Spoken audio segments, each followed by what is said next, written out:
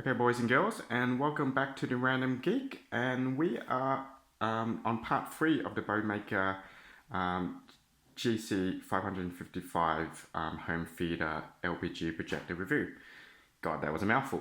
We're going to be continuing with our review, and we're going to be testing the video playback on the USB actual drive.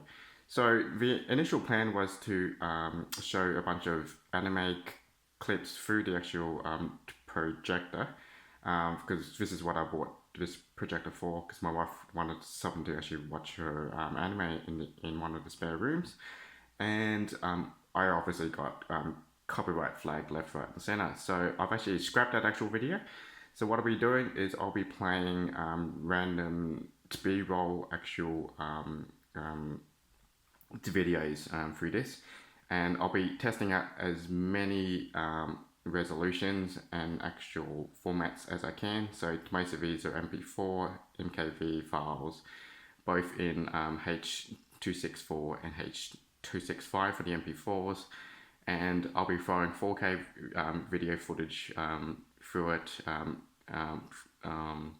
2K footage and 1080p, and we're going to see how it actually holds up in this case.